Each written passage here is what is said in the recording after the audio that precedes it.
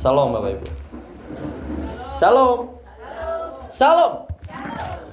Saya berdoa bahwa api Tuhan itu terus menyala-nyala dalam hati kita, dalam hidup kita. Amin. Saya berdoa selalu dan saya doakan setiap hari bahwa umat Tuhan di tempat ini kehidupannya tidak mengalami kemerosotan secara rohani, sekalipun fisik kita semakin hari semakin lemah. Hidup kita secara jasmani semakin tahun semakin lemah. Namun saya selalu berdoa bahwa kehidupan rohani kita semakin hari semakin kuat di dalam Tuhan. Amen. Sebab Tuhan tidak merindukan saudara dan saya semakin hari semakin lemah dalam kehidupan rohani. Namun yang Tuhan inginkan, yang Tuhan mau, semakin hari semakin lama, semakin dewasa, semakin tua engkau di dalam Tuhan, maka engkau akan didapati semakin setia, semakin serupa dengan Kristus. Itu yang Tuhan mau. Namun seringkali kehidupan kita terpengaruh dengan yang namanya dunia ini, terpengaruh dengan namanya jasmani kita, dengan kedagingan kita, sehingga bukan semakin lama semakin menyala-nyala, namun semakin lama semakin redup. Kelemahan kita dalam mengikut Tuhan adalah di waktu kita tidak bisa membedakan mana urusan dunia, mana urusan rohani. Sehingga seringkali dalam kehidupan kita, masalah dunia kita bawa dalam kehidupan pelayanan kita bawa dalam kehidupan gereja kita bawa dalam kehidupan rohani kita. Sehingga roh Tuhan itu mulai meredup dalam hidup kita. Tanpa kita sadari, jangan-jangan kita kehilangan roh Tuhan dari hidup kita. Kita harus pintar dan kita harus berhikmat karena Tuhan memberi kita hikmat. Amin. Tuhan memberi kita hikmat dan pengetahuan dalam segala hal, supaya Bapak Ibu dan Saudara kita semua di tempat ini bisa mengerti, bisa memilah mana yang harus kita bawa, mana yang harus kita pertahankan, dan mana yang harus kita tinggal.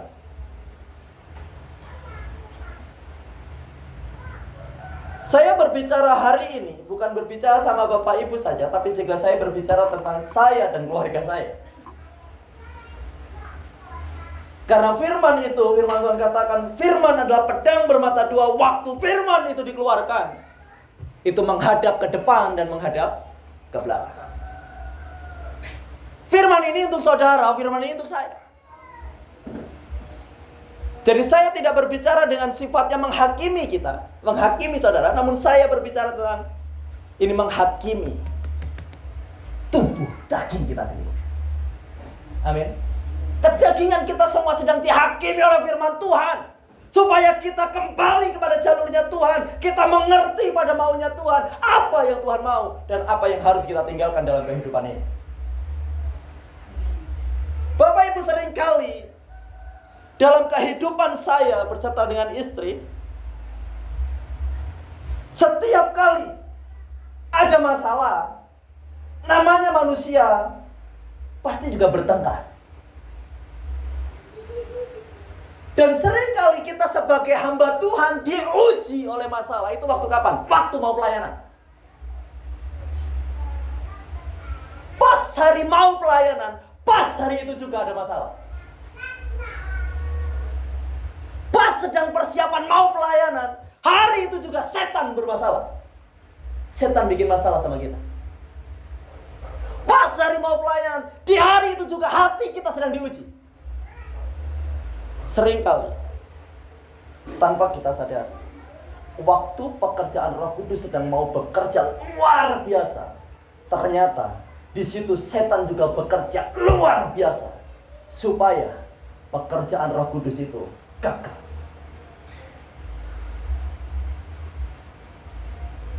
Kita ngelihat bagaimana pekerjaan Tuhan begitu luar biasa terjadi. Waktu Tuhan memberi visi, Tuhan memberi satu firman yang harus dibagikan. Saya percaya tidak ada firman yang diberi oleh Tuhan, waktu kita sampaikan itu hanya lalu begitu saja. Saya percaya setiap firman yang kalau berasal daripada Tuhan, firman itu berdampak. Amin. Dan waktu firman yang berdampak itu sedang mau diberitakan, setan tidak tinggal diam. Setan mencoba untuk supaya firman itu tidak berdampak, supaya firman itu mati, Supaya firman itu jatuh di tanah yang bebatuan. Supaya firman itu jatuh di semak duri. Supaya firman itu jatuh di pinggir jalan. Itu maunya setan. Sehingga kadang kalau waktu Roh Kudus sedang mau bekerja, haleluya, nggak tahu kenapa masalah itu ada aja. Tiba-tiba, nggak ada masalah, nggak ada angin, nggak ada hujan. Ngelihat satu dengan yang lain itu jengkel banget gitu. Rasanya pengen marah deh. Pengen lagi bikin masalah. Pengen aja bikin ini dan itu. Saya percaya kita semua ngalami hal yang sama. Dan waktu hal itu terjadi, nah ini yang harus kita bedakan. Kita punya panggilan di dalam Tuhan. Amin. Kita ditempatkan di dunia, tapi kita dibedakan dengan dunia. Yesus berkata, memang engkau dari dunia, namun engkau kupilih dari tengah-tengah dunia ini. Untuk apa? Menjadi warga kerajaan surga. Engkau berbeda. Karena engkau sedang dipilih oleh Tuhan, dikuduskan. Engkau jadi eklesia. Kehidupanmu berbeda. Kehidupanmu harus tidak pernah sama dengan dunia ini. Nah, ini yang membedakan kita. Waktu kita ada masalah seperti itu, dan tiba waktunya pelayanan, kira-kira masalah kita bawa dalam pelayanan atau tidak? Kejengkelan kita bawa dalam pelayanan enggak? Marahnya kita bawa di gereja enggak? Marahnya kita bawa dalam persekutuan enggak? Waktu saudara dan saya tidak bisa melepas kemarahan itu, kita bawa dalam gereja, kita bawa dalam pelayanan, setan menang. Roh Kudus yang akan bekerja. Sekalipun firman itu dahsyat, tapi karena pembawa firmannya nggak dahsyat, firman nggak akan bekerja. Saya percaya firman itu dahsyat, saudara. Amin. Sebab Injil adalah kekuatan Allah. Maka setiap kita mendengar firman Tuhan, itu ada kekuatan ilahi yang sedang kita terima. Tapi jika yang memberitakan itu bermasalah, kira-kira yang saudara terima itu kuasa Allah atau masalah? Masalah. Percayalah dengan hamba Tuhan yang sering sindir-sindir orang, dia sedang bermasalah. Dan itu nggak boleh dibawa dalam pelayanan. Nggak boleh. Saya belum masuk firman, baru pembukaan. Semoga saudara tahan dengan saya. Amin. Amin. Saya belum masuk firman yang mau saya bagikan. Kan belum buka Alkitab saya. Masih pembukaan. Tapi ini nyambung dengan firman yang saya bawa. Orang yang bermasalah hatinya di dalam gereja, dia bukan membawa perubahan yang baik, dia bukan membawa perubahan yang positif, dia jadi racun dalam gereja. Bukan hanya pelayan, jemaat juga. Kalau hidupnya gak pernah beres, sakit hati terus, kesakitan terus, kepahitan terus, gak mau dibereskan, gak mau dipulihkan. Dengan firman Tuhan sekedar lewat, sekalipun dia cuma jemaat, dia jadi racun di tengah-tengah gereja. Dan percayalah, kalau kamu tidak mau dibereskan, engkau akan meracuni sesamamu, dan engkau akan membawa sesamamu masuk neraka bersama dengan kamu. Kenapa? Yang namanya orang sakit hati, orang kepahitan, itu nggak ada kata-kata baik yang keluar dari mulutnya. Percayalah. Waktu dia ngomongin orang, pasti yang buruk-buruk terus, yang jelek-jelek terus. Benar gak sih? Iya. Kalau orang itu sifatnya nggak kepahitan, nggak sakit hati, orang jelek pun bisa diterima dengan baik. Orang nggak benar pun kita bisa nerima dengan positif. Ya kalau orang lagi berbuat masalah sama kita mulai mikir gimana caranya supaya masalah ini terselesaikan. Kalau orang sedang fitnah kita mulai mikir bagaimana supaya fitnah ini enggak benar-benar terjadi dalam hidup kita. Bisa kita tanggulangi. Caranya gimana? Kalau orang sedang mau membuat sesuatu yang tidak baik dalam hidup kita mulai mikir strateginya gimana supaya yang tidak baik itu tidak terjadi dalam hidup kita, namun yang baik yang selalu terjadi dalam hidup kita. Amin. Kalau kita omongin terus kejelekannya, omongin terus masalahnya, kira-kira kita ngeracuni orang di sekitar kita nggak? Racuni. Yang tadinya nggak ada masalah dengan orang itu, karena kita sering ngomongin kejelekannya, akhirnya orang ini pun merasa punya masalah. Ketemu sama orang lain ngomongin hal yang sama seperti yang saudara omongin. Itu loh, si ini itu begini. Memang dia itu orang nggak tahu diri. Begini deh. Oh iya. Emang kamu nggak rasa? Enggak. Selama ini saya rasanya baik-baik aja. Gara-gara diajak ngomong begitu terus, tiba-tiba si A ini tadi yang nggak pernah punya masalah, tiba-tiba ngomong sama orang lain. Kamu tahu nggak sih kalau si itu begini? Oh iya. Saya dengar dari situ ya. Saya akhirnya gara-gara mendengar itu, saya jadi nggak serap deh sama dia. Jadi nggak suka deh sama dia. Racun. Ya kan? Ya, betul. Racun. Saudara dan saya diciptakan, dipanggil oleh Tuhan bukan untuk jadi racun, tapi supaya engkau dan saya disembuhkan, supaya kita menyembuhkan, kita dipulihkan, supaya kita memulihkan. Amin. Itu yang Tuhan kehendaki dalam hidup kita. Makanya saya ingatkan, saudara, kita harus pintar-pintar memilih mana sesuatu yang harus kita pertahankan dan mana sesuatu yang harus kita tinggalkan.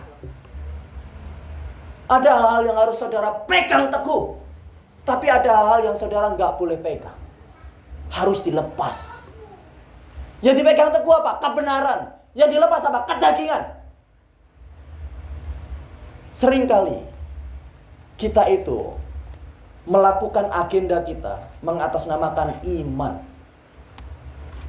Betul? Akan saya beriman, akan saya percaya kalau Tuhan itu menolong saya. Pertanyaannya, saudara hidup dalam kebenaran atau tidak? Orang beriman itu hidupnya di dalam kebenaran. Orang yang gak hidup dalam kebenaran tapi mengatasnamakan segala sesuatu yang dilakukan dengan iman, itu omong kosong. Saudara sedang nekat yang nyata. Kata Edis. Itu namanya nekat yang nyata, bukan iman. Iman itu engkau ngerti kehendak Tuhan, engkau hidup dalam kebenaran, dan engkau percaya sekalipun engkau belum melihat. Itu namanya iman. Tapi kalau engkau nggak ngerti kebenaran, nggak hidup dalam kebenaran, terus aku percaya Tuhan tolong aku, itu namanya nekat yang nyata. Gimana engkau tahu kalau Tuhan bakal nolong kamu? Firman Tuhan aja nggak pernah hidup di dalamnya. Gimana engkau tahu kalau Tuhan itu akan bekerja bersama-sama dengan kamu? Firman aja nggak kau biarkan hidup di dalamnya. Gimana engkau tahu kalau Tuhan berperang bagimu dan mendatangkan kemenangan atasmu, sedangkan firman itu nggak pernah kau baca? Terus kau percaya? Aku percaya kalau Tuhan akan menolongku, masalahku akan selesai satu persatu. Kata siapa? Kata pendetaku. Bertobat, sudah. Amin. Kita buka Alkitab kita. Sudah berapa menit saya ngomong begitu terus? 2 Timotius. Bayangin saudara, sudah 13 menit saya ngomong, belum buka ayat. Apalagi sudah buka ayat. 2 Timotius 2 ayat pertama sampai ayat yang ke-7. Yang sudah ketemu katakan haleluya. Hei, haleluya. Lemah sekali. Tadi sudah saya katakan harus berapi-api. Amin. Semakin dewasa, semakin tua harus semakin berapi-api dalam Tuhan. Kalau enggak, saudara, saya kasih tahu ini. Kan akhirnya saya enggak baca firman lagi, Pak. Saya kasih tahu. Begini. Kalau kita biarkan kita lemas di dalam Tuhan, berarti kita sedang memberikan kesempatan setan menghancurkan hidup. Setuju dengan saya? Amin. Semakin kita membiarkan kita lemah di dalam Tuhan, semakin kita membiarkan setan menghancurkan hidup kita. Bapak Ibu, zaman dahulu, zaman perjanjian lama, setiap kali firman diberitakan, Umat Tuhan harus berkata amin dengan kata suara yang nyaring. Harus dengan suara yang nyaring. Kenapa? Tuhan sedang melatih supaya umatnya tidak mudah lemah. Supaya setan gak punya kesempatan untuk menghancurkan. Yang seperti itu aja masih dihancurkan oleh iblis. Betul? Apalagi yang kayak gini. Amin. Ya. Haleluya. Halah. Hancur. Setan sangat mudah menghancurkan seperti itu. Kita harus berapi-api. Kenapa Tuhan berkata, semakin dewasa, kita harus semakin berapi-api dalam Tuhan. Saya kasih tahu begini. Semakin tua, fisik kita itu semakin lemah. Semakin kita lemah, tadi seperti yang saya katakan, peluang buat setan menghancurkan hidup kita. Makanya Tuhan menghendaki jasmanimu lemah, rohanimu semakin kuat. Supaya sekalipun engkau lemah secara jasmani, tapi engkau gak mudah dihancurkan oleh setan. Karena kehidupan rohanimu begitu kuat di dalam Tuhan. Amin. Amin. Itu yang Tuhan kehendaki. 2 Timotius 2 ayat 1-7 kita gantian membaca. Saya baca ayat ganjil, saudara baca ayat yang genap. Panggilan untuk ikut menderita. Siap? Amin. Sebab itu hai anakku, jadilah kuat oleh kasih karunia dalam Kristus Yesus. Apa yang telah engkau dengar daripadaku di depan banyak saksi, percayakanlah itu kepada orang-orang yang dapat dipercayai, yang juga dapat mengajar orang lain. Ikutlah menderita sebagai seorang prajurit yang baik dari Kristus Yesus. Seorang prajurit yang sedang berjuang tidak memposisikan dirinya dengan soal-soal penghidupannya, supaya dengan demikian ia berkenan kepada komandannya. Seorang olahragawan hanya dapat memperoleh mahkota sebagai juara apabila ia bertanding menurut peraturan-peraturan olahraga. Seorang petani yang bekerja keras haruslah yang pertama menikmati hasil usahanya. Perhatikanlah apa yang kukatakan. Tuhan akan memberi kepadamu pengertian dalam segala sesuatu. Haleluya. Tuhan akan memberikan kepadamu pengertian dalam segala sesuatu. Saudara, ini sangat luar biasa ayat ini. Inilah yang harus terjadi dalam hidup kita. Waktu kita ikut Tuhan, kita akan memperoleh pengertian dalam segala sesuatu, dalam segala hal. Sehingga saudara dan saya bukan jadi pribadi yang mudah kalah, nggak jadi pribadi yang mudah hancur, namun kita tetap kuat di dalam Tuhan karena kita punya pengertian dalam segala hal. Coba buka ayat yang kedua, Mbak Wiwi. Saya akan bahas pelan-pelan ayat ini. Apa yang telah engkau dengar daripadaku di depan banyak saksi, percayakanlah itu kepada orang-orang yang dapat dipercayai, yang juga cakap mengajar orang lain. Amin. Saya percaya bahwa saudara adalah orang-orang yang dapat dipercaya. Kita semua di tempat ini adalah orang-orang yang dapat dipercaya. Amin. Amin.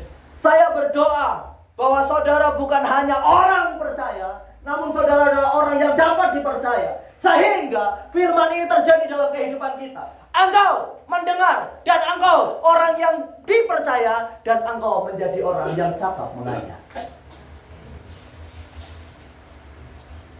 Satu ketika waktu Petrus berjalan mau masuk bait Allah, dia ketemu dengan orang yang lumpuh. Benar ya? Bertemu dengan orang yang lumpuh, dia berjalan, dia ketemu orang itu sedang minta-minta. Waktu Petrus bertemu dengan dia, ditanya, apa yang engkau kehendaki daripadaku? Apa yang dia minta, saudara? Dia minta sedekah. Betul? Tapi Petrus berkata, emas dan perak tidak ada padaku, namun apa yang ada padaku, aku berikan kepadamu dengan cuma-cuma.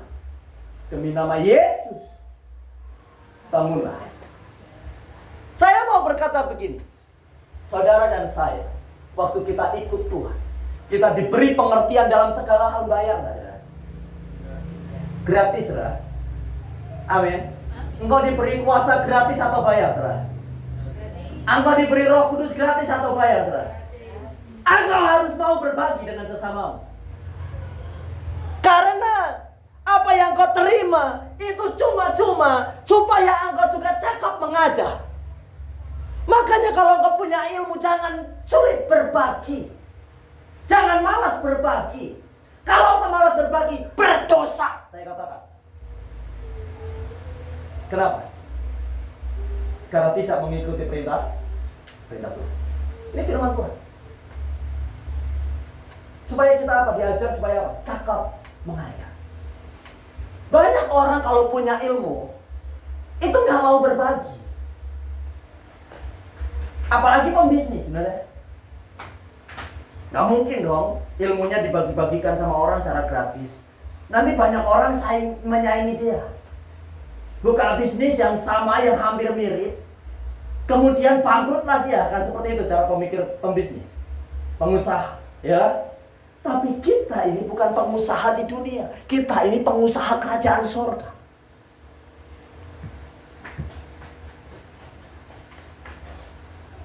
Waktu kita diajar, kita menerima pengajaran.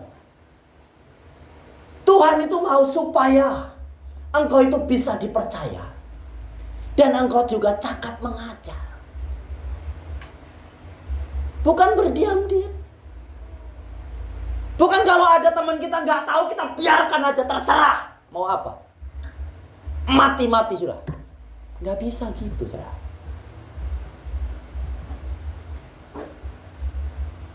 Kita memiliki kasih di dalam Tuhan. Amin. Sehingga kita harus peduli dengan sesama kita. Inti yang mau saya bagikan adalah ayat lanjut. Ikutlah menderita sebagai prajurit yang baik dari Kristus Yesus. Tuhan tidak mau saudara dan saya jadi orang yang lemah. Saya paling jengkel kalau lihat orang kalau disuruh apa-apa nggak bisa, nggak mau, tunjuk layanan nggak bisa, suruh ini nggak mau, nggak bisa, lemah sekali. Ayat yang ke-7 tadi berkata kita diberi pengertian dalam segala sesuatu. Gak ada alasan buat kita gak bisa. Mau kamu aja. Maria main musik gak mau, capek. Doakan orang gak mau. Ya ada tetanggamu kesurupan, doakan gak mau. Nanti saya tanya nyerang saya, kok jadi lemah? Halo. Engkau mau nggak mau, saudara percayalah ini omongan saya. Pegang baik-baik omongan, dengar baik-baik. Saudara mau nggak mau mendoakan orang kesurupan, saudara tetap musuhnya setan. Setuju dengan saya? Kalau saudara temannya setan, berarti saudara bukan orang Kristen. Kalau saudara ngaku orang Kristen, percaya Yesus, saudara musuhnya setan. Percayalah. Sekalipun saudara hindari terus orang kesurupan, hindari terus doa pelepasan, saudara akan tetap diserang setan. Tetap akan diserang setan. Karena saudara itu musuhnya setan. Masalahnya orang yang sering mendoakan pelepasan, orang yang sering mendoakan orang kesurupan, serangannya lebih nyata. Kelihatannya. Engkau yang biasa-biasa aja menghindari itu terus, kelihatannya gak diserang setan, namun hidupmu makin hancur, makin gak benar, makin terserah, makin kacau. Baru saudara mau bilang, saya bebas dari setan, saudara sudah jadi setan. Gak bisa. Makanya jadi anak Tuhan itu harus siap dalam segala hal. Beritakanlah firman itu, beritakanlah Injil itu kapan saja, baik atau tidak baik, waktunya. Lah, saya ini ketemu orang kesurupan, sedangkan saya kemarin habis minum mabuk maksudnya. Habis minum alkohol. Malah hari ini ketemu sama setan. Nah hari ini kamu bukan temannya setan, usir setannya. Supaya kamu gak jadi temannya setan terus, berhenti mabuknya. Amin. Lah kalau hari ini kamu usir setan, besok kamu jadi setan. Hari ini usir setan, besok jadi setan. Lah kamu temannya setan, bukan prajurit Kristus, prajuritnya setan. Ya toh? Engkau sedang cilubang sama setan. Iya kan? Usir dalam nama Yesus, setannya. Iya, aku sembunyi dulu. Besok muncul di mana? Dalam dirimu. Bukankah itu sedang cilubang sama setan? Cilubang. Saudara bertobat sama-sama, amin. Mari kita bertobat sama-sama. Waduh mas, kemarin itu ada orang, dia minta didoakan pelepasan. Tapi hari ini aku habis berantem sama istriku. Terus gimana? Ya tak pending dulu doanya. Terus tunggu kapan? Besok. Lah besok istrimu belum mau ngomong sama kamu, gimana? Tunda lagi. Kapan? Besok. Besok istrimu baru mau ngomong, kamu yang emosi. Tunda lagi. Kapan? Besok. Saya bilang gini, setannya sudah keluar. Loh, belum didoakan mas, sudah masuk dalam dirimu.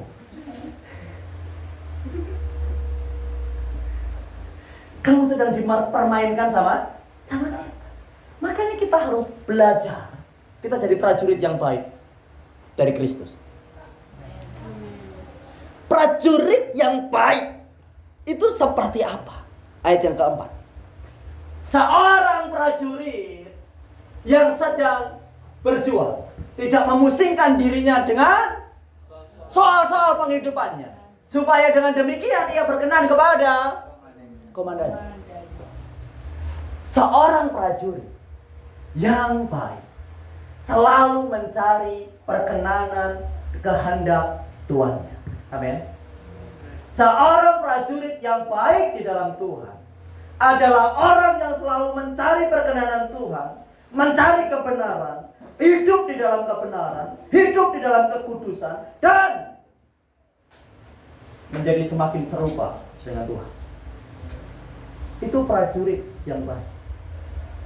Saudara, saya baru-baru membaca kisah tentang Uria. Sudah tahu? Uria itu prajuritnya siapa? Daud. Dia adalah orang yang setia sekali, sehingga dia tidak mementingkan dirinya. Saudara, kalau saudara baca, Daud waktu itu tergoda dengan istrinya Uria. Betul ya? Pas waktunya berperang, raja sedang bersantai-santai. Saya bilang, Daud itu prajurit yang gagah perkasa, pahlawan yang gagah perkasa. Tapi waktu dia memilih santai-santai saja, dia sedang memilih jatuh di dalam dosa.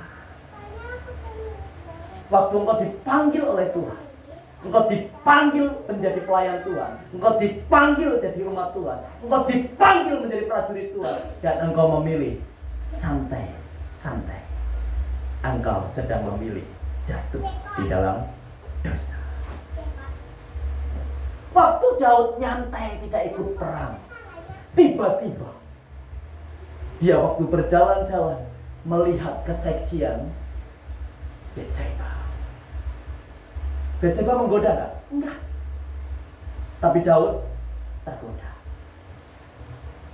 Seringkali setan itu enggak goda kita, namun kita yang punya keinginan untuk melakukan dosa. Betseba itu gak goda Daud. Betseba gak ngerayu Daud. Betseba gak sengaja kasih pamerkan tubuhnya. Enggak. Betseba cuman mandi.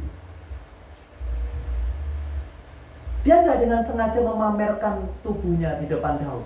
Nah, tapi karena Daud tinggal dalam zona nyamannya, dia tidak sedang berperang bersama dengan Tuhan, maka disitulah dia tertarik melakukan dosa. Semakin kita nggak berjalan dengan Tuhan, kita santai-santai saja, kita tenang-tenang saja, merasa hidupmu baik-baik saja, maka kita sedang mengizinkan dosa bekerja di dalam diri kita. Tapi luar biasanya Uria, waktu Daud tertarik, dia panggil itu Betseba, dia datang ke rumahnya. Kemudian apa yang dilakukan Daud? Dia bersetubuh dengan Betseba, betul saya. Dan Alkitab mencatatkan Betseba mengandung, hamil. Daud sangat cerdik.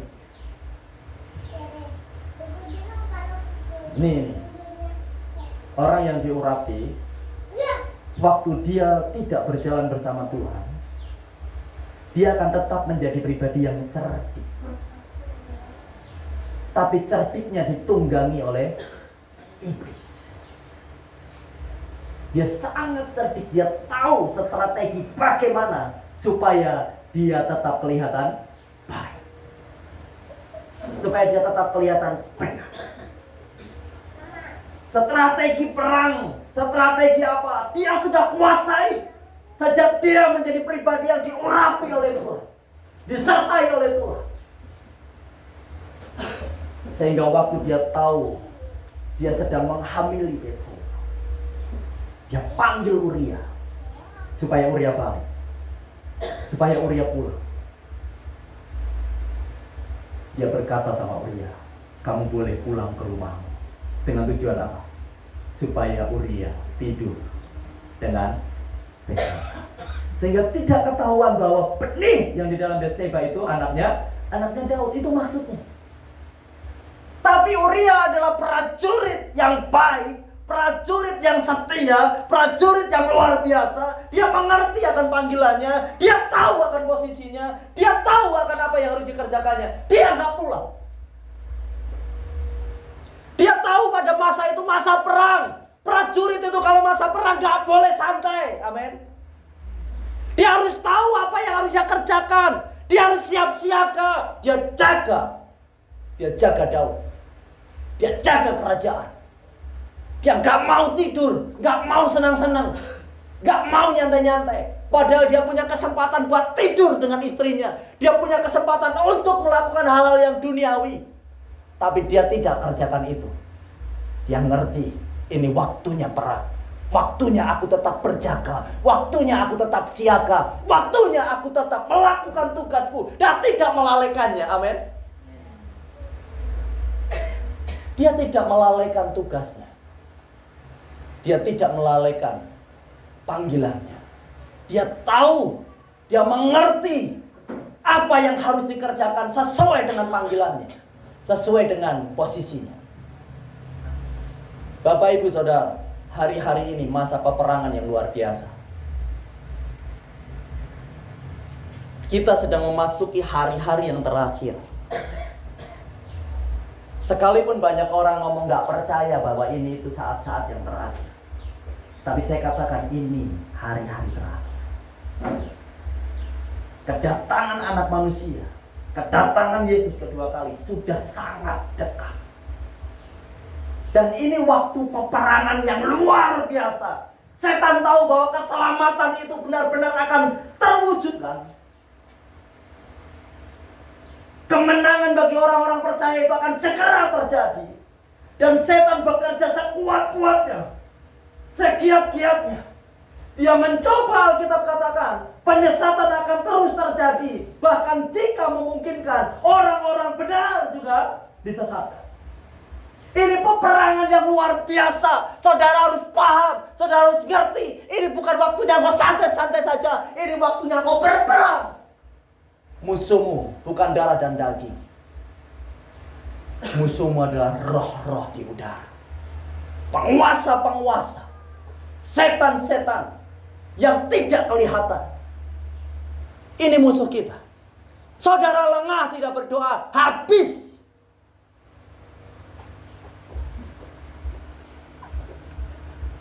Kenali posisimu di dalam Tuhan. Engkau siapa? Kalau engkau sebagai hamba Tuhan, doakan terus. Bagaimana supaya pelayananmu maju? Bagaimana supaya pelayananmu berhasil? Bagaimana supaya pelayananmu mempermuliakan Tuhan? Bagaimana supaya pelayananmu membawa jiwa baru? Bagaimana supaya pelayananmu berkenan ke depan Tuhan? Kalau engkau sebagai seorang jemaat, berdoa terus supaya engkau menjadi saksi Kristus. Engkau menjadi orang yang terpilih dan bukan terbuang. Engkau tetap setia di dalam Tuhan.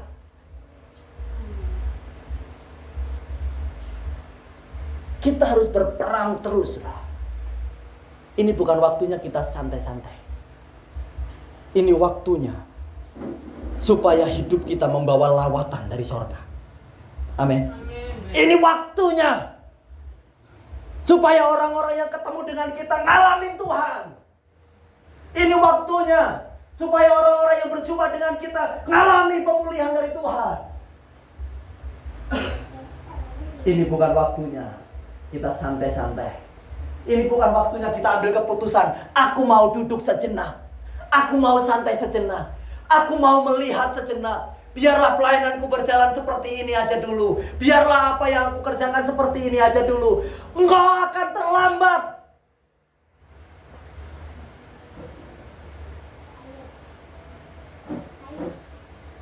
Prajurit yang baik, prajurit yang benar mencari terus perkenanan tuannya. Dia tahu mana yang benar, mana yang tidak. Dia tahu mana yang akan mencelakakan dan tidak.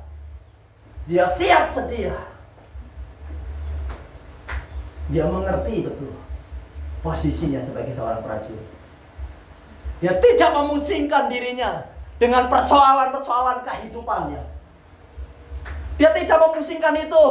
Supaya apa? Dengan demikian ia berkenan kepada komandannya.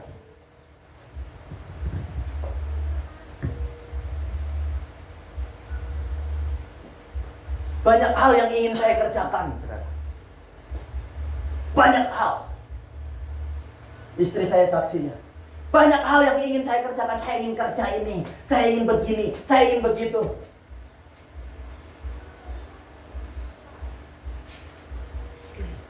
Waktu cari perkenanan Tuhan, satu-satu semua yang saya inginkan, saya rindukan gagal.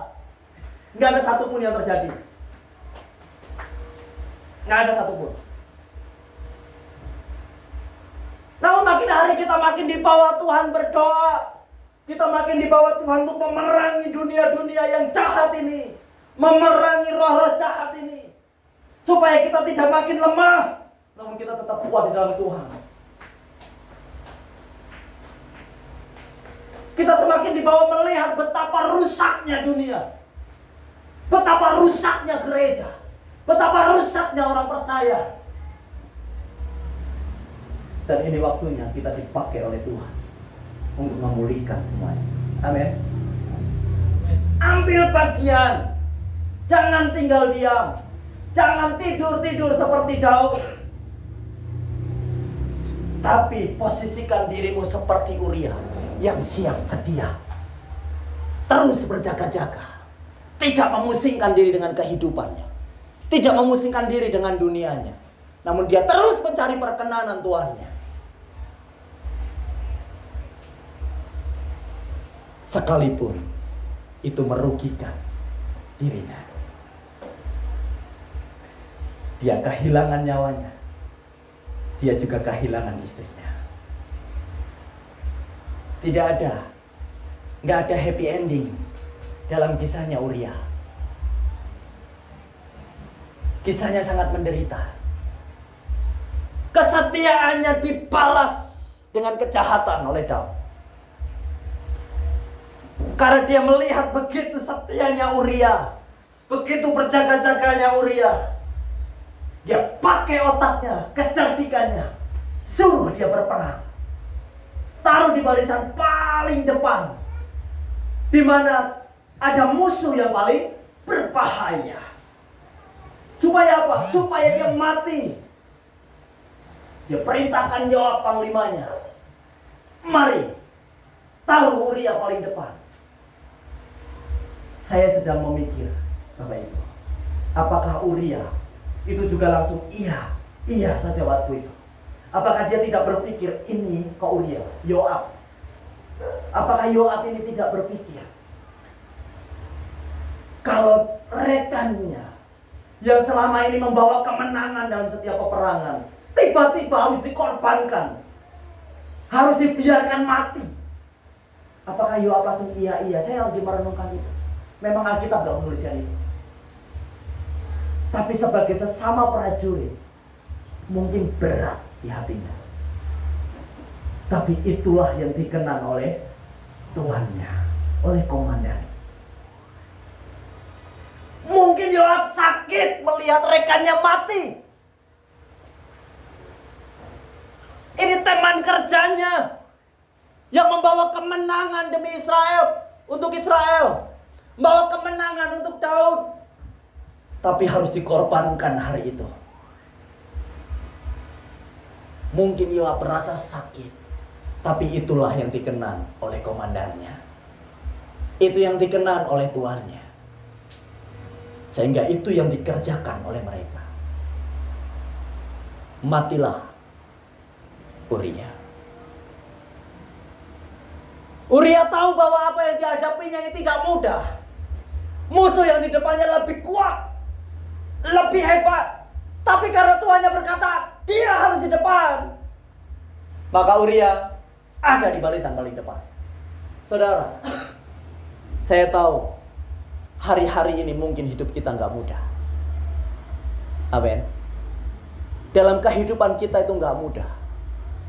Dan mungkin kita akan dibawa kepada dimensi demi dimensi yang tidak semakin mudah. Tapi engkau sebagai prajurit Tuhan, engkau harus tetap maju dan tidak boleh lari. Tuhan berkenan supaya kita menghadapi, menyelesaikan semuanya itu. Amin. Jangan mundur, jangan lari. Terus, waktu engkau dalam masalah, tadi lagu katakan, ku tanya Yesus, tanya Yesus. Jangan lari, tapi tanya Yesus. Apa yang harus aku lakukan, Tuhan? Apa yang harus aku kerjakan supaya masalahku selesai?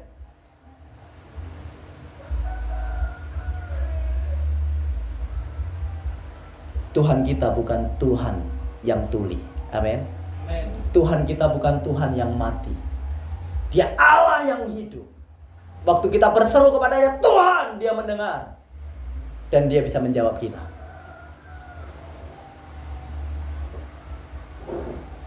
Saya mau bercerita tentang prajurit lagi, yaitu Triwira. Wah, ini keren sekali. Saudara pernah baca Triwira? Bagaimana kehidupan Triwira ini dalam mereka mengikut Daud. Satu ketika Daud itu walaupun gak hamil ngidam, saudara. Dia pengen minum air dari tengah-tengah kumpulan orang Filistin. Wah, ini musuh bebuyutan ini. Dia berkata, siapa yang bisa berani mengambilkan itu bagiku? Triwira mendengar. Mereka tidak pikir panjang. Mereka langsung pergi menerobos barisan, ambil air, diberikan pada Daud. Saudara tahu airnya diminum sama Daud atau tidak? Tidak. Seandainya saudara dan saya jadi Triwira, emosi gak? Sakit hati gak? Ini orang katanya lagi pengen minum air dari tempat itu, tempat yang berbahaya. Kami sudah mati-matian ambil, mempertaruhkan nyawa. Sampai ini sudah kami dapatkan, ternyata tidak diminum. Marah harusnya. Kecewa kecewa seharusnya, tapi Triwira tidak. Karena mereka tahu mereka sedang menyenangkan tuannya, menyenangkan komandannya. Saudara, perintah Tuhan itu seringkali seolah-olah sedang mau mematahkan langkah kita, mau mematikan langkah kita. Langkah yang seperti apa? Langkah yang menuju kepada dosa, langkah yang menuju kepada kematian, langkah yang menuju kepada maut. Firman Tuhan atau perintah Tuhan itu akan menghentikan kita. Gak enak, tapi itu yang menyenangkan hati Tuhan. Amin. Gak enak, tapi itu yang menyenangkan hati Tuhan. Semua rancanganmu gagal. Apa yang kau kerjakan gagal. Waktunya saudara cari tahu. Ku tanya Yesus, tanya Yesus, kenapa Tuhan? Kenapa? Ada apa? Apa yang harus ku kerjakan? Tuhan akan jawab. Tuhan akan jawab. Tapi aku gak bisa mendengar suara Tuhan. Siapa suruh saudara tuli? Siapa yang mau terlahir tuli? Kan tidak ada. Saudara, manusia gak bisa mendengar suara Tuhan. Itu cuma dua kemungkinan. Yang pertama tuli. Yang kedua gak mau tahu. Sudah, cuman itu aja.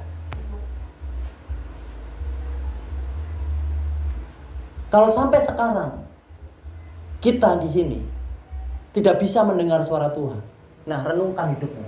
Engkau tuli atau nggak mau tahu? Kalau tuli, saudara, segera pergi ke THT, cek telinga saudara, supaya segera diobati. Tapi kalau saudara nggak mau tahu, itu dosa yang mengakar.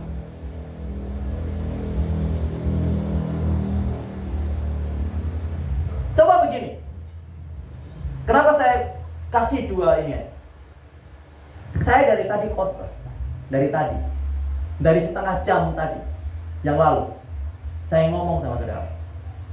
Pertanyaannya adalah, saudara pulang dari sini, saudara masih ingat apa yang saya omong?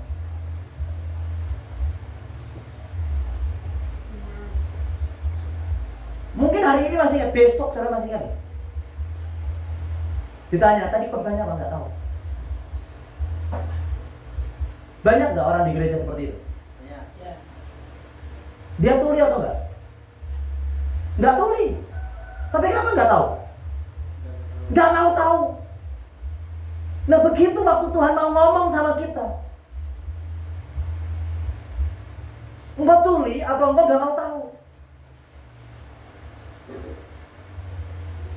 Beda tipis. Sama-sama enggak ngerti apa-apa. Ya kan? Tapi Tuhan itu mungkin lebih senang dengan orang yang tuli daripada dengan orang yang gak mau tahu. Kalau orang tuli, dia gak bisa dengar suara, tapi dia bisa percaya karena tanda. Tapi orang gak mau tahu, sekalipun dia lihat tanda, dia tetap tidak percaya.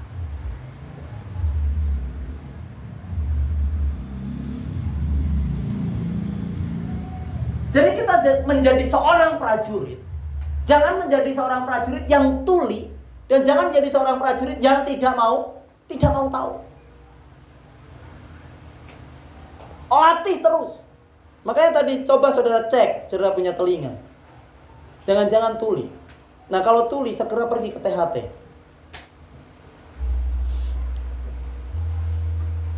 Segera diobati. Tapi penyakit gak mau tahu itu biasanya mengakar. Harus bertobat.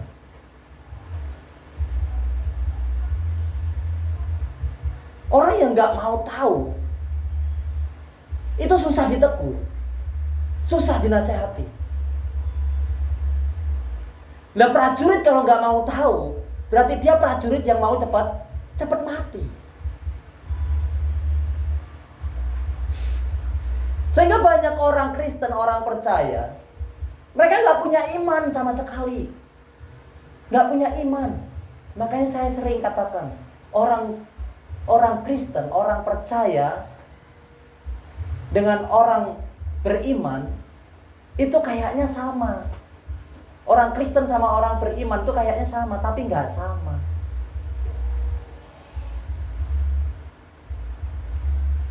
Karena banyak orang Kristen yang tidak punya iman. Yesus waktu datang kedua kali nanti yang ditanyakan bukan masih adakah orang Kristen, masih adakah iman di bumi.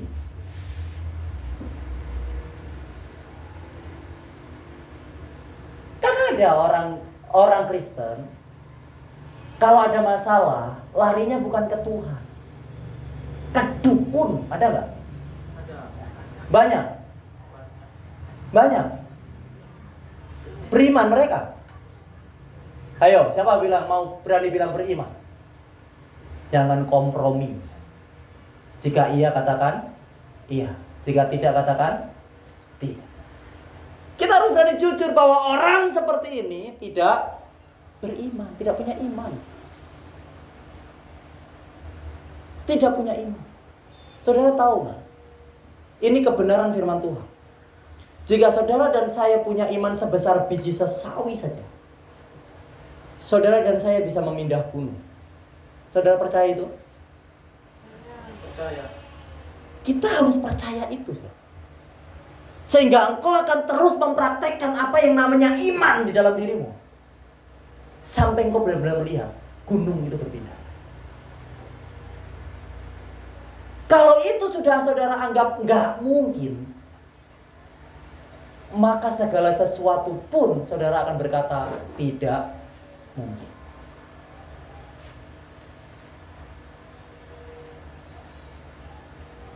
Kita itu harus jadi prajurit yang baik. Uria itu percaya bahwa Daud itu nggak punya rancangan buruk atas hidupnya. Dia tahu. Dia percaya betul sama pemimpinnya. Waktu dia ditaruh di barisan paling depan, Uria tahu nggak sih kalau dia mau dibunuh? Kalau dia mau dikorbankan? Enggak. Yang Uria tahu, aku sedang diberi apa? Kepercayaan.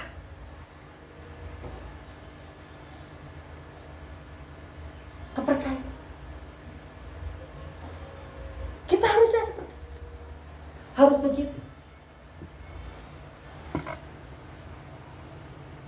Kita harus terus percaya, yakin bahwa Tuhan itu selalu merancangkan hal yang baik buat hidup kita. Sekalipun waktu engkau berjalan, engkau menghadapi hal yang tidak baik. Bukankah ada ayat yang berkata gini? Sekalipun aku berjalan dalam lembah kekelaman, aku tidak takut bahaya. Sebab Tuhan besertaku. Lagi masuk di lembah, langsung berkata, Tuhan, kenapa begini? Kenapa Engkau izinkan aku seperti ini? Bukankah aku sudah setia? Aku sudah beri persepuluhan. Aku sudah menyumbang gereja. Aku sudah pelayanan. Aku sudah ini. Kenapa Tuhan izinkan aku masuk dalam lembah? Kalau saudara mendengar Tuhan berkata begini, kamu ini sering berkata, sekalipun aku berjalan dalam lembah kekelaman, aku tidak takut. Sebab Tuhan besertaku. Ini kamu belum berjalan, baru mau masuk aja sudah cerewet.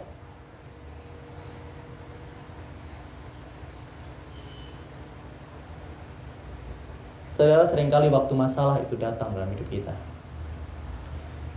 kita sedang tidak mempercayai rancangan baiknya Tuhan dalam hidup kita. Kita sedang mempertanyakan kebaikan Tuhan. Kita sedang mempertanyakan kasihnya Tuhan. Betul? Tapi waktu yang baik-baik itu kita rasakan. kita seolah-olah malaikat aja kalah sama kita. Dikit-dikit haleluya, puji Tuhan. Ketemu sama orang, nasihatin orang, wah luar biasa, kamu gak boleh begitu ya. Kamu harus tetap setia. Lihat saya, karena saya setia, Tuhan tolong saya. Kemarin saya punya masalah begini, gak lama, tiba-tiba saya diberkati Tuhan lagi. Pas dia dalam masalah yang besar, dia bilang, Tuhan, kenapa Tuhan begini sama saya? Kenapa Tuhan izinkan saya gini? Orang lain bilang, kemarin aja sorohani, sekarang rohana. Bisa gitu. Seorang prajurit itu harus konsisten. Sekali kau ambil keputusan buat melayani. Sekali kau ambil keputusan buat jadi umat Tuhan, jadilah umat Tuhan yang setia. Jangan maju mundur. Lihat cewek cantik, mundur sebentar. Ntar Tuhan ya, saya tak pendekatan dulu sama cewek itu. Siapa tahu apa? Siapa tahu dia mau kan? Tapi dia beda iman, gak apa-apa kan, saya mencoba supaya dia menjadi orang percaya. Jangan mencobai diri sendiri. Ya kan Mas Budi? Iya.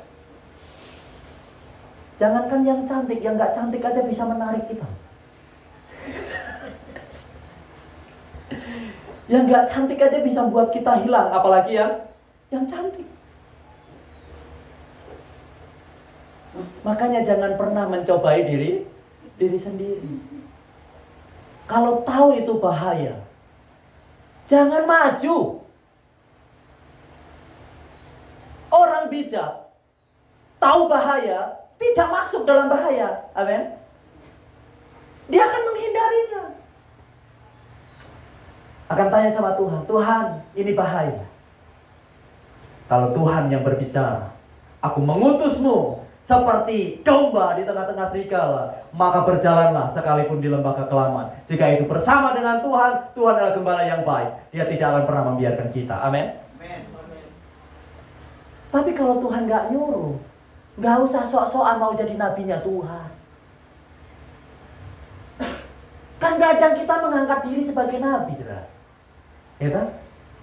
Kadang kita mengangkat diri sebagai penginjil. Tuhan gak nyuruh kamu nginjili.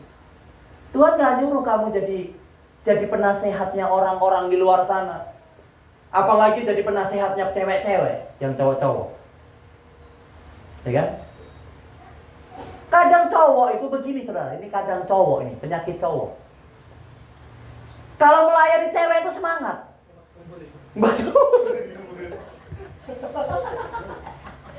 Kalau melayani cewek itu semangat. Wah, bisa 24 jam full. Ngapain?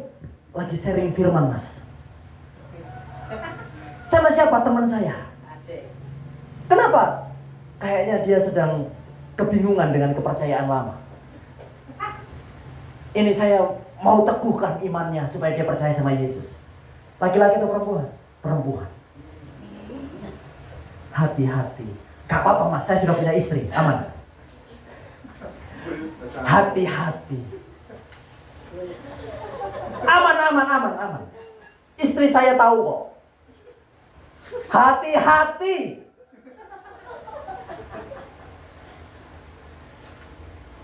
Ujung-ujungnya, Mas, apa? Saya berdosa. Kenapa? Ternyata tanpa saya sadari, hubungan kita semakin dekat. Loh, katanya nggak apa-apa, sudah ada istri. Iya, tapi tidak bisa menipu hati. Haleluya. Setan. Jangan mencobai diri sendiri. Daud itu sedang mencobai diri sendiri. Dia tahu dia pahlawan gagah perkasa, tapi dia cobai diri sendiri. Sudah tahu dia itu gak tahan godaan. Bahkan sampai tua pun, sampai tuanya Daud, sampai mau meninggal, dia harus ada di pangkuan perempuan cantik. Yang punya anak Daud, hati-hati. Dikasih tahu ya. Bahaya perempuan cantik. Daud sedang mencobai dirinya sendiri. Karena dia merasa sudah orang yang diurapi. Dia pahlawan yang gagah perkasa. Dia gak mungkin jatuh. Semua yang dia kerjakan disertai oleh Tuhan dan dibuat apa? Berhasil. Nah, ini bahaya. Waktu kita merasa kita selalu disertai Tuhan, aman. Ada penolong yang Tuhan tempatkan di sisiku. Supaya kalau aku mau jatuh, penolongku ingatkan, istriku ingatkan. Lah saudara, pas semakin dekat saudara gak jujur lagi sama istri. Chatnya makin sembunyi-sembunyi. Nunggu istri tidur. Salam dek. Gimana? Sudah berdoa tadi? Belum kak. Ya udah, saya tak keluar sebentar. Kita berdoa sama-sama ya. Sama istrimu aja gak pernah doa sama-sama saudara. Bertobat. Lebih baik kau berdoa dengan istrimu sendiri daripada berdoa dengan perempuan lain, amin. Sekalipun itu kau bungkus dengan kerohanian, kau sedang mencobai diri sendiri. Kau sedang mengundang setan dalam doamu. Biasanya orang berdoa ngusir setan. Kali ini saudara berdoa panggil setan. Saat laki-laki dengan perempuan berduaan, yang nomor 3 siapa? Setan. Tuhan kuduskan. Kami sedang mau berdoa. Di dalam nama Tuhan Yesus, setannya hore. Menang sedikit lagi. Engkau masuk perangkapku. Perselingkuhan terjadi. Daud juga begitu waktu itu. Makanya hati-hati. Jangan pernah mencobai diri sendiri. Saudara, kenali dirimu. Kenali diri kita. Engkau seorang prajurit. Engkau tahu kemampuanmu. Amin. Seorang prajurit itu tahu kemampuannya. Sampai batas mana. Dari tadi laki-laki aja yang kena. Perempuan mah sekali-kali. Perempuan itu kalahnya dengan Shopee. Sale-sale. Ya kan sayang? Ayo agak segitu juga. Ini suami langsung lihat istri. Tuh, dengar kata pendetamu. Perempuan itu kalahnya dengan Shopee. Apalagi ada 12. Promo. Itu sudah tidak perlu berdoa lagi. Keinginan lebih kuat daripada doa. Dalam nama Yesus, saya ambil. Saya percaya ini berguna. Beli. Akhirnya kena tipu. Jadi hati-hati, jangan mencobai diri sendiri. Kita harus tahu batas kemampuan kita. Kita harus ngerti itu. Saudara, saya sudah terlalu lama, makin cepat tuh. Seorang olahragawan hanya dapat memperoleh mahkota sebagai juara apabila ia bertanding menurut peraturan-peraturan olahraga. Amin. Ayat yang terakhir. Perhatikan apa yang kukatakan. Tuhan akan memberi kepadamu pengertian dalam segala sesuatu. Saudara, dalam segala sesuatu, waktu saudara bergereja, waktu saudara jadi orang percaya, saudara harus punya pengertian bagaimana imanmu semakin hari semakin bertumbuh. Bagaimana pelayananmu semakin hari semakin bertumbuh. Ini saudara jangan bergantung dengan orang lain. Ini bukti. Kalau saudara melekat dengan Tuhan, kita melekat dengan Yesus, Kita menjadi prajurit Kristus. Dia memberi pengertian dalam segala hal, dalam segala sesuatu. Maka dalam engkau menjadi orang bergereja, engkau mengerti, engkau tahu ada pikiran pengertian yang Tuhan beri atas hidupmu. Bagaimana caranya supaya gereja di tempatku semakin maju? Ada ide-ide baru yang Tuhan beri atas kita. Amin. Saudara nggak akan bergantung dengan orang lain. Saudara masing-masing punya ide. Ide yang satu melengkapi ide yang satu. Jadi semua harus punya ide. Untuk apa? Kemajuan gereja. Untuk apa? Kemajuan pelayanan. Untuk apa? Kemajuan iman. Untuk apa? Supaya nama Tuhan makin dipermuliakan. Bagaimana caranya? Kalau saya pelayanan hidup saya masih gak benar, engkau harus mikir bagaimana caranya hidupmu makin hari makin benar. Ada pengertian yang Tuhan berikan. Pelan-pelan saya singgung para pelayan di sini. Pelan-pelan ya. Jangan sakit hati. Nanti kalau sakit hati, kita pemberesan setelah ini. Tadi saya bilang kalau saudara punya luka hati, kepahitan, saudara akan jadi racun di gereja. Makanya kalau sebentar sakit hati dengan saya, saudara harus penyelesaian dengan saya. Supaya ke depan tidak jadi racun. Amin. Kita tidak bisa menjadi pelayan altar sekaligus kita menjadi hamba dunia. Saudara nggak bisa. Saudara nggak bisa jadi hamba Allah dan juga menjadi hamba Mammon. Nggak bisa. Saudara nggak bisa setengah rohani, setengah duniawi. Nggak bisa. Kalau engkau serius dengan Tuhan, kalau kita serius dengan Tuhan, maka kita akan terus mengatur kehidupan duniawi kita akan semakin serupa dengan kehidupan rohani. Saudara, kita tahu sama-sama, mulai dari pemimpin pujian. Kita tahu sama-sama. Alkitab itu pernah mengatakan, janganlah dari mulut yang sama engkau memuji Tuhan dan engkau mengutuk.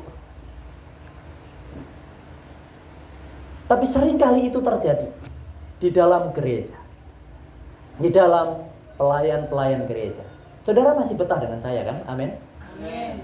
Atau sudah bosan? Kalau bosan sesi berikutnya aja.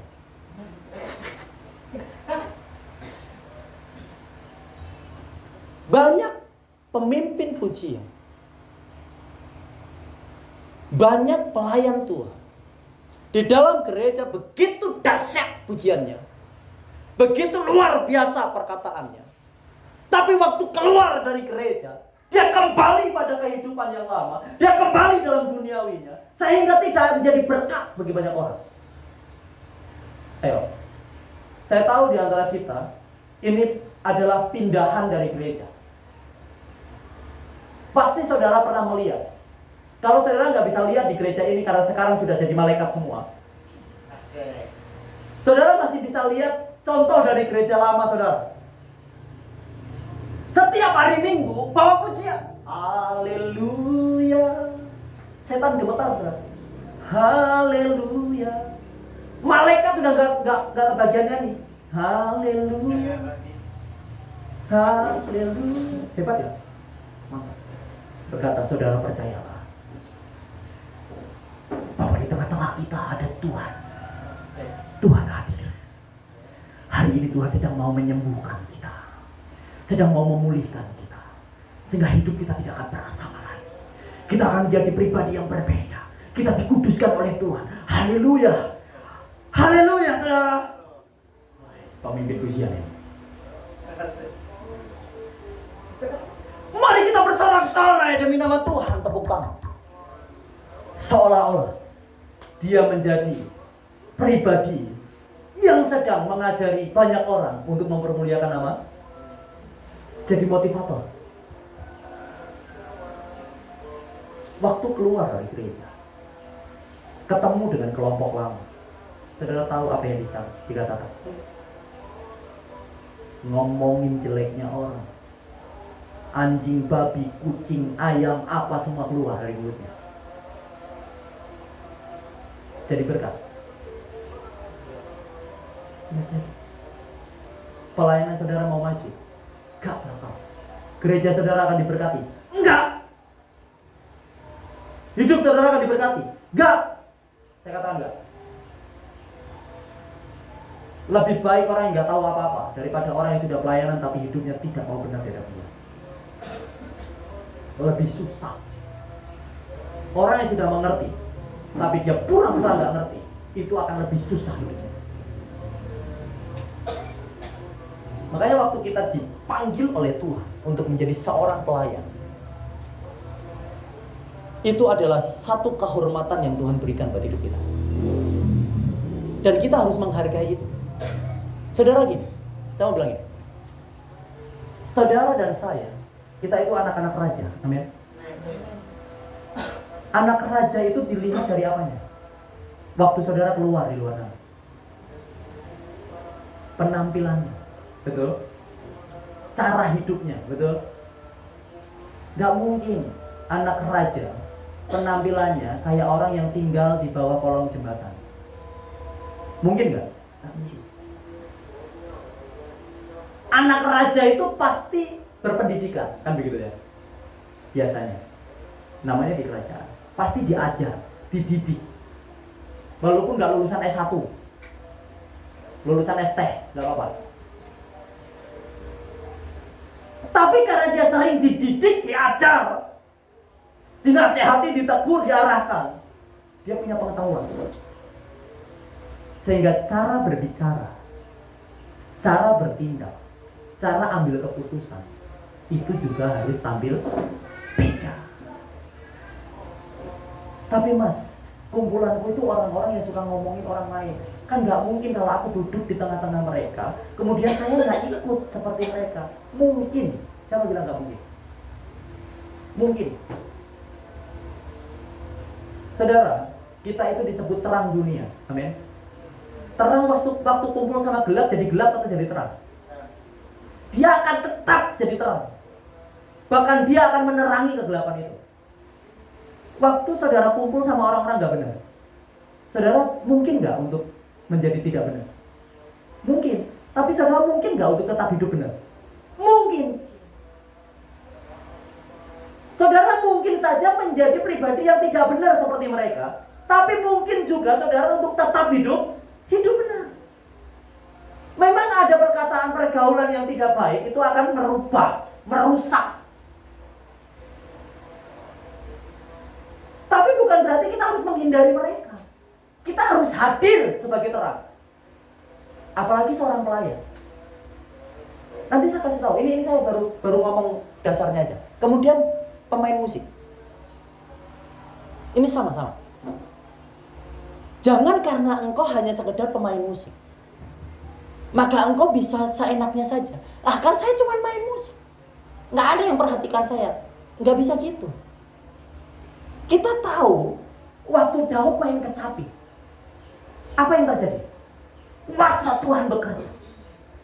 Wah, waktu kuasa Tuhan bekerja, kehidupan Daud semakin diurapi, kehidupan orang di sekitarnya semakin dibebaskan, semakin mengalami kemerdekaan. Amin. Kuasa di dalam Daud semakin bertambah, hikmat di dalam Daud juga semakin bertambah, kehidupan Daud juga semakin berubah, betul? Kehidupan Daud semakin berubah. Waktu dia main kecapi, dia yang tadinya di padang gembalain domba, waktu dia main kecapi, dia tinggal di istana raja. Jadi gak main-main. Gak main-main. Harus berubah. Masakan Daud, ini renungan baik-baik. Masakan Daud waktu dia masuk ke istana raja, dia jadi pemain kecapi di istana raja, dia masih bawa pakaian untuk menggembala. Mungkin gak?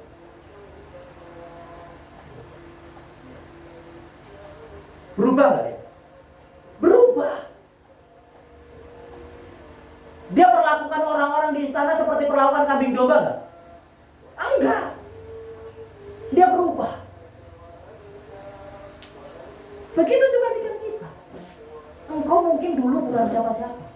Tapi waktu engkau jadi pemain musik dalam gereja, engkau harus berubah. Engkau nggak boleh hidup seperti orang di padang. Hidupmu harus berbeda. Amin.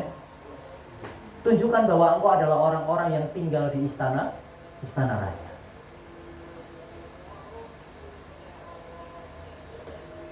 Ya minimal rambutnya rapi, ya kan?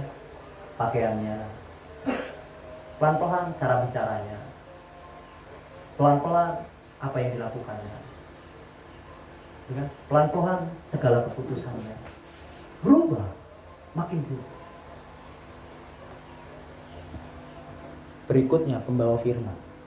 Ini termasuk saya. Ini nggak enak ya. Tapi kita harus tahu. Apa yang keluar dari mulut itu harus engkau lakukan. Harus. Mungkin kau belum sesempurna firman yang kau beritakan.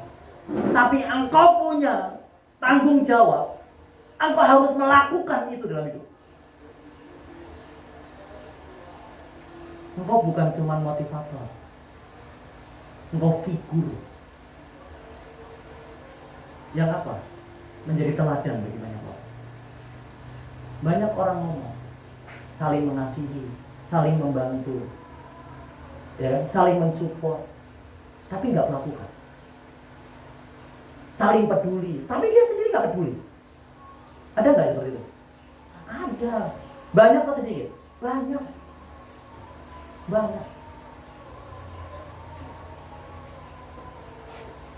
Mari kita coba belajar ini. Pembawa firman. Sampaikan apa yang sedang engkau upayakan untuk engkau kerjakan dan yang sudah engkau kerjakan. Jangan terlalu di awan-awan yang kau sendiri nggak tahu. Kebanyakan kita itu mencoba menyampaikan apa yang kita sendiri nggak tahu. Ujung-ujungnya apa? Bingung. Orang yang mendengar juga bingung. Betul nggak sih? Sampaikan apa yang kau alami, apa yang sedang kau upayakan. Gitu aja, simpel. Kalau engkau jadi prajurit, kamu cuma bisa bawa pedang yang beratnya 10 kilo, jangan coba-coba bawa pedang yang beratnya 20 kilo, mati. Kamu nggak akan bisa berperang dengan baik, betul? Ingat nggak Daud? Waktu pertama kali mau berperang, dipinjemin pakaiannya Saul, ya kan? Bisa nggak? Nggak bisa. Daud buang itu. Dia aku cuman lihat hebat main apa? Umban. Belum bisa main pedang. Ya gak usah coba-coba main pedang. Tapi berdoa terus supaya Tuhan juga mempercayakan engkau main pedang gitu maksudnya. Bukan kalau aku cuma bisa ini ya udah begini. Namanya engkau tidak berpengetahuan dalam segala sesuatu, tidak mengupayakan untuk maju. Ya toh? Lakukan, beritakan apa yang sudah engkau alami dan sedang engkau kerjakan. Sedang engkau upayakan. Jangan yang kau sendiri nggak ngerti, susah. Ayo, di sini ada guru-guru. Ada guru-guru. Coba guru menyampaikan materi yang kalian sendiri nggak kalian kuasai, bisa? Mati lah. Itu murid stres, tahu nggak? Saudara stres, muridnya ikut stres. Bayangin pengkhotbah begitu. Saudara ini apa yang A? Apa? Yang A karena kamu nggak tahu. Terus jemaat nunggu, apa yang A?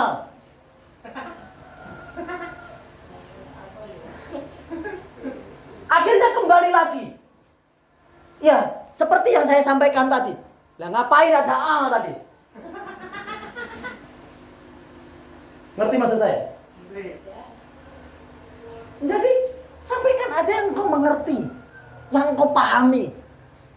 Jangan paksakan yang engkau tidak tahu. Itu namanya halu. Tahu gak? Halu itu kamu menyampaikan, kamu percaya sesuatu yang kamu tidak tahu. Kalau kamu sedang halu, jangan ajak orang lain ikut. Sampaikan yang sudah kamu tahu. Rahasia ilahi yang sudah disingkapkan sama kamu, ya itu yang harus kamu sampaikan. Yang belum, jangan coba-coba engkau menyingkapkan sendiri. Ingat, penyesatan itu mulai dari gereja. Jangan jadi pengkhotbah yang Kenapa menyesatkan? Karena kamu sendiri gak tahu apa yang kamu khotbahkan. Rasanya biasa aja. Jemaat yang stres. Apalagi jemaat yang bisa mikir. Kan gak semua jemaat bisa mikir. Ya toh? Ada jemaat itu kalau dikhotbahin ya iya aja, ya. Tahu Kak?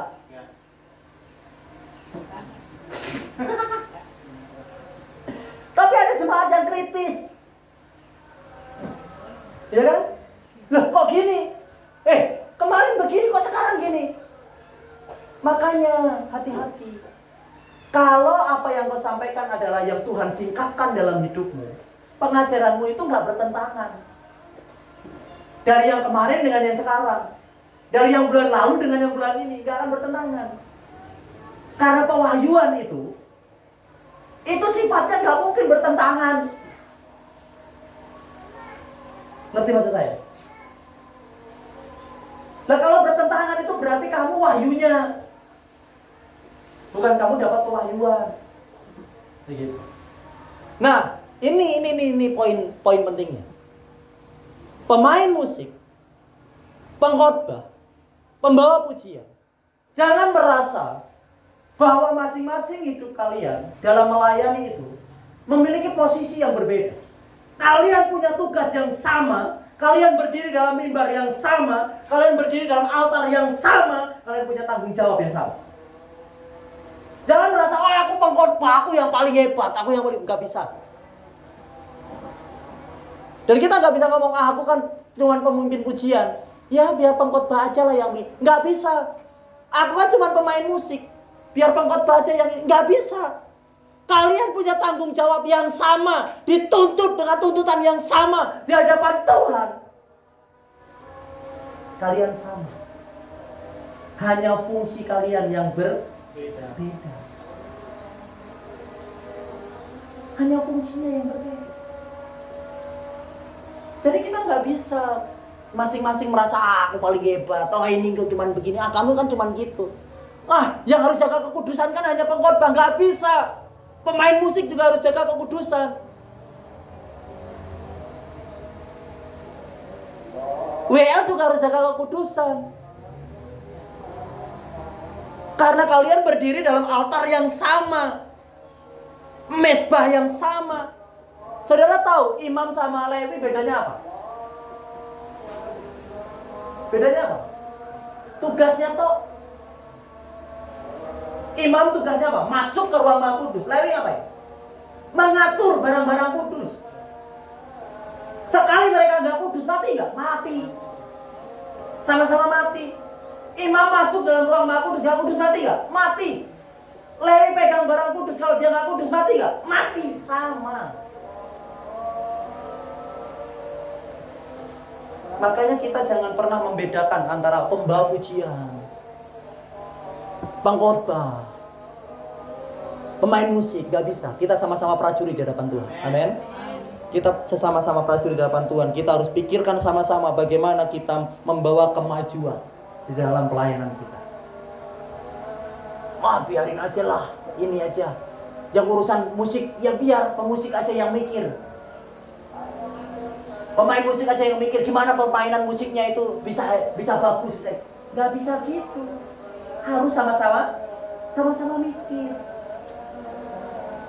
Tubuh Kristus Saudara tubuh Kristus bukan? Waktu otak saudara sedang mikir, ya, waktu otak saudara sedang mikir, perut ikut merasakan gak sih? Ikut cepet lapar loh, bener gak?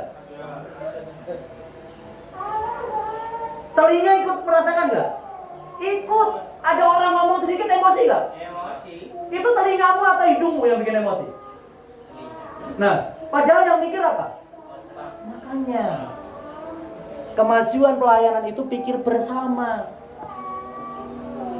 Kemajuan gereja juga dipikir bersama. Jangan pemain musik biar dipikir pemain musik, WL biar dipikir WL, pengkhotbah cuma biar mikir khotbah. Gak bisa. Kita harus jalan bersama sama-sama. Itulah prajurit. Gak mungkin prajurit itu cuma nyuruh panglimanya, ayo panglima maju paling depan, panglima mati kita kabur. Gak bisa gitu. Perang sama-sama. Kalau sudah perang di medan perang, itu gak ada lagi lihat panglima dan tidaknya. Semua sama-sama siap mati, betul? Nah, kita harus begitu, amin. Kita harus begitu. Kita diberi pengertian dalam segala hal. Saya berdoa bahwa kita semua adalah orang-orang yang bukan orang bodoh, namun kita adalah orang yang mengerti, dan kita adalah orang yang siap sedia membawa kemuliaan nama Tuhan, mendatangkan surga di bumi oleh karena Tuhan mengurapi dan menyertai kita. Amin. Tuhan Yesus memberkati. Mari kita tutup Alkitab kita.